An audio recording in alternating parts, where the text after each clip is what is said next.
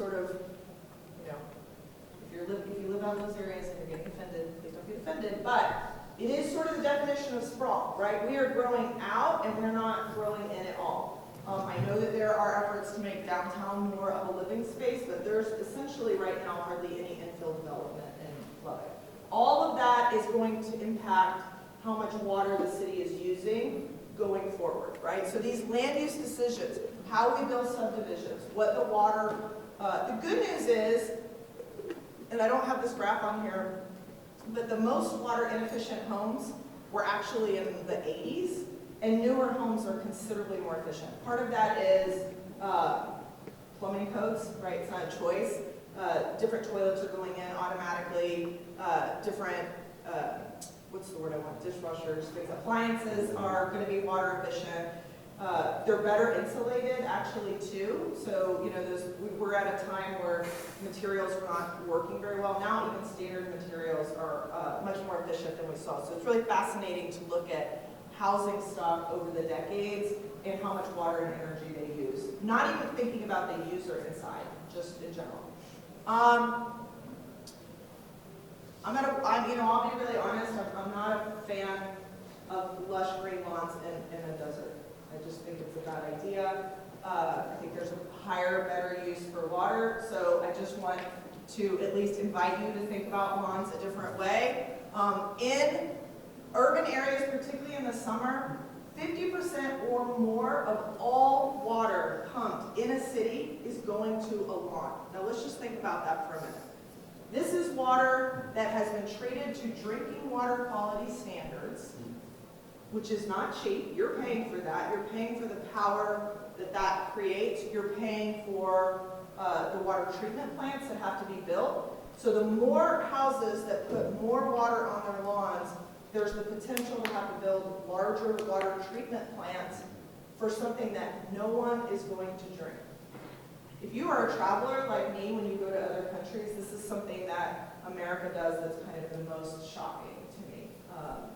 There are other ways that you can now, we're allowing people to put their washing machine water on the lawns, things like that. That makes a whole lot more sense. But just the sheer number of it, if you look at average pumping in a city, and I don't have these numbers for Lubbock, so I apologize, but I have seen them for Central Texas, Austin, San Antonio. It's very common. You look at pumping on the coldest day of the year, and you look at pumping on the hottest day of the year, and oftentimes it is double. Now, some of that is you're hot, you want to shower twice, but most of it is actually outdoor irrigation. There are better ways. There are better ways to do this. We always want to water our trees. That's where I draw the line on my war on lawns, is I love trees, so especially here. But you don't necessarily, you can do that in a very efficient way, just like you can water crops in a more efficient way. Las Vegas is a perfect example. They were running, they are still in big trouble, but they helped themselves. You go to, people say to me, how can you love Vegas? You're a water conservation person. Like, doesn't it make you crazy? Dig down. Look how Vegas is actually using that water. All those fountains are recycled, and one of the things that they did was they decided, as a matter of land use and policy, that if they only had this much water, they were going to route it to the tourism area as opposed to individual lawns. And they paid people to convert their turf lawns to more arid, appropriate lawns. So people got paid, and there was a conversation that said, what is the highest value use for this amount of water, right? And everybody kind of came out a winner. They still are very short on water, but that's a whole other Western water conversation. So there are also ways that you can construct. So we have a bad history of engineering against nature, right? Lubbock actually has done a great job with things like low impact development, all because it's so flat here, and when we get these big rains, everything would flood. So we're in many ways utilizing low impact development through our collection systems, whether it be Maxey Park or all these sort of lakes around town. But you can also and should also do it in every single subdivision, right? Instead of having any kind of system where common areas are being watered or planted with the soil like this, You invert it, you put the soil down, and you actually can create these small kind of wetland areas that are much prettier. They're very nice for neighborhoods. They can actually increase the value of a neighborhood. We have tools for these things. We just have, you know, a lot of times a new neighborhood or a new building, they have designs ready to go, whether it be a Walmart. It's cheaper for them to build what they've always built. And it's time for us to just say, okay, well, you can do that, but you need to change it to something else, and then you can rebuild it all the time, right? Rainwater catchment, all of these things, right? So we need to work with nature. So all the folks that understand runoff and understand, you know, bioswales and all of these things are critical. And then, I mean, one of the wonderful things about living in Lubbock is that we are over the bird byway. So things appear here that are incredible from the bird world. Why not give them more places to hang out, right? So there's a lot of benefits. This, again, when we talk about law, you can actually put all this in land use ordinances for the city. You can incentivize it, you can require it. I don't actually advocate for requiring. I advocate for education and incentivization first, maybe a few demonstration projects, and then people start to get attracted to it, right? Nobody's doing anything wrong, we're just used to what we're used to, and so part of this process is really understanding that there is another way. Particularly as Lubbock is growing as fast as it's growing. So actually I forgot to just point something out, sorry. So this is the Lubbock growth projection, right? So now's the time, so this is 2020, and then it has us at 2070 marching towards 700,000. That can't be right, is that right? For the population, but this is for the whole region, but still. The region is mostly Lubbock, right, because it gets quite dispersed. So, you know, we need to really think about if we're going to be attracting people here, which, by the way, and this is a whole other conversation, you know, one of the issues that my dad used to be in city government, and we would talk about these things, and I was like, you know, one of the issues is that a successful city in the United States is a growing city. We don't have any other definition. So for a city to be considered successful, you need to be bringing more business, more people. So we have built into the model some perverse incentives. And so it makes it all the more critical to talk about how you're going to grow, because if you're not growing, you're dying, is sort of the thought here. So what are your policy options? There are always data gaps. There's always more things you need to understand. You know, Vicki talked about that really well. We're always sort of looking and researching.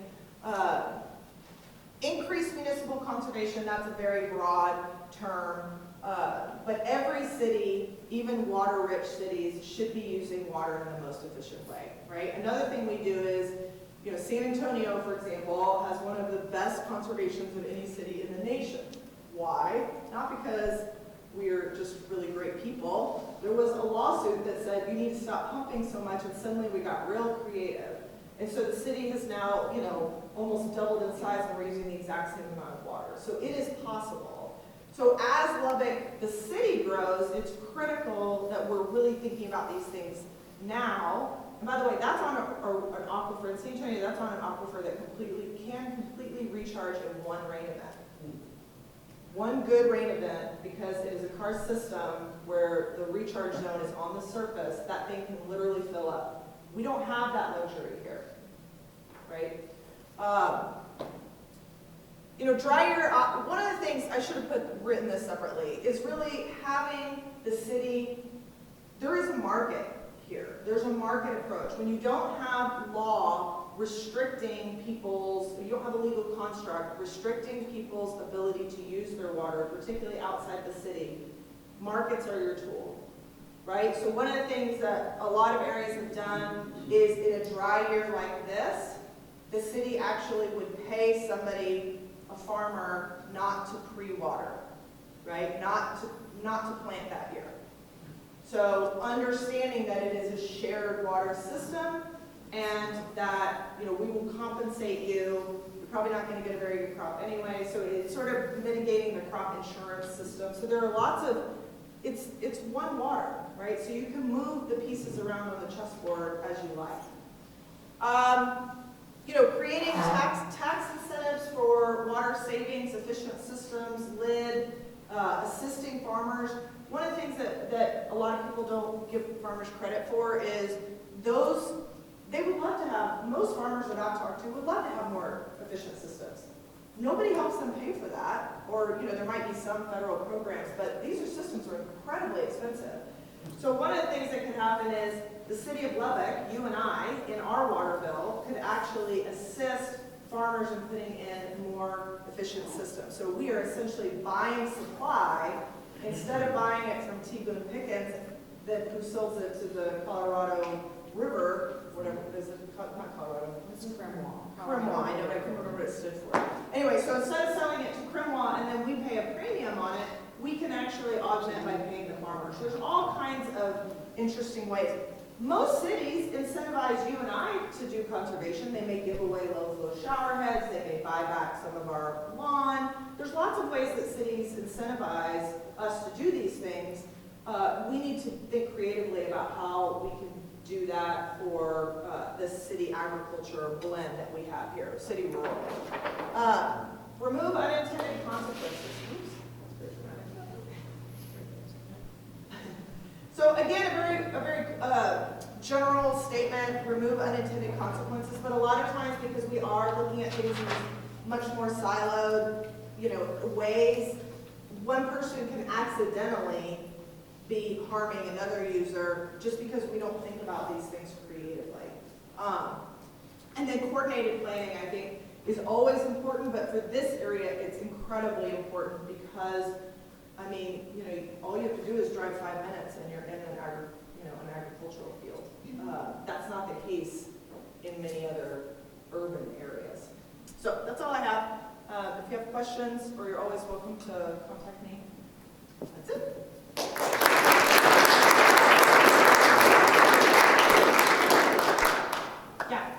I've got a question regarding agriculture regulation.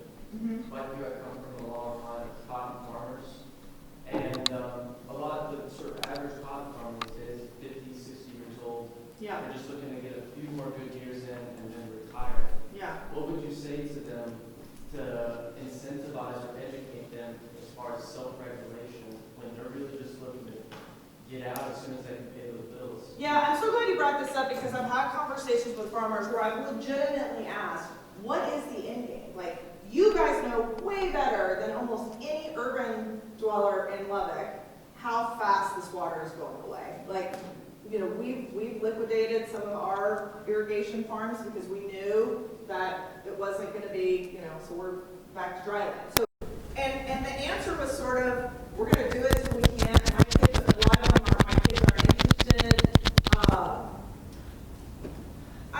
It's challenging, I'll be honest. I think one of them is having conversations and making, farmers, it is such a tight margin, I get the motivation to just do it until you can't.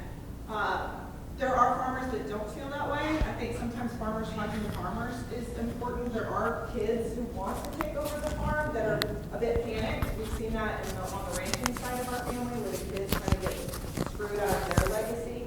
So I think, there's a group that doesn't feel that way. And by the way, the city of Lubbock should not want that to happen. It will smash our economy. We don't have a ton of industry here propping up the city's economy.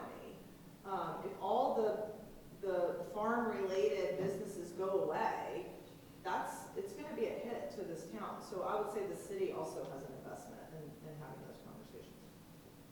I'm glad you brought that up. I would actually say that the state has an interest because we are one of the biggest economic drivers in the state.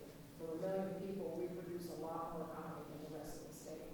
It keeps the state going. So that the onus is on the city dwellers of the state to think about what's driving the economy of the state. Yeah, I don't disagree with that. I just think you're going to motivate people in Lubbock who actually live here a little bit faster than somebody in the rate. It's just more attenuated. Our pipeline project with cost would not be manageable because it would all get passed on to consumers. Gotcha. Yeah, no, thanks a lot for your amazing presentation. I'm not kicking out. I wanted to be. Oh, okay. I was going to say, do you want me to? I know I'm between me and it's coffee time, so. No, I want never wanna be to in that a conference participant. We've been talking, we're like, oh yeah, 15 minutes for coffee, we're good, because there's so much here. No, but I have this completely kind of other question. When Yeah. last time I talked to you, you were working in Africa. I don't know if you could tell us anything about that, if it impacts how when you come back, how you're approaching these issues. Yeah, so one of the things, so I do work in Africa. I work at a conservancy in Kenya, and it is a land use water project. So it's literally this. It's really trying to do demonstration. It's more from grazing. It's livestock more than farming. But it's incredible knowing the history of Texas and how we overgrazed it and sort of what we're trying to do, particularly in the far west Texas regions or in the south Texas regions, to watch that in another country happening and trying to say, you don't have to go through this. And so, yeah, I mean, it is very, and really understanding, and I think you guys did this on the tour yesterday, like realizing, oh, this land used to look very different. Like, yeah, it was dry, but it was covered in grass. What's grass take? Like some level of water. There were springs. There were, you read the same thing when you read like old accounts of the Spaniards coming through South Texas, and they talk about grass up to the bellies of the horses, and there were springs everywhere. And then you go now and you think, holy moly, what happened? Land use happened, right? Like some of it is overpumping, but a lot of it is land use. You fundamentally changed the system. So it's very, very similar, what I'm working on over there and here. We're talking about, as they're starting to pave roads, for example, which is something that's kind of mind-blowing, as they begin to pave roads, thinking about building in lid and bioswales along the way so you don't get bad runoff into any wetlands that are near the road that wildlife are depending on. So it's taking what we know has happened here and trying to be preventative there. And I will say, and I think most people in this room, you wouldn't be in this room if you didn't feel this way, when you go elsewhere, you realize our level of privilege to have the water that we want, as much as we want, as fast as we want. And realizing, I think it has really changed my thoughts about how we use treated water, so water that is drinking water quality standards that's so precious around the world. For us to use that poorly probably bothers me more than it did before I really started spending time outside the country. And by the way, John, I didn't do this, and I know you asked, but thinking about children and demonstration projects, no one gets this stuff better than kids. Like, they're amazing, and there's so many ways that you can really put your hands on aquifer demonstrations and water cleanliness and show that you can reuse water. Most parents know that it's their kids that make them better recyclers or better, they're quite vocal. Thank goodness, right? They're gonna save us all. I hope. My friends in here who have kids, I'm like, looking at you, girl. So this is all very adaptable for children, I think, and not only adaptable but critical, because most of us are, on this side of the hill, and so they need to really.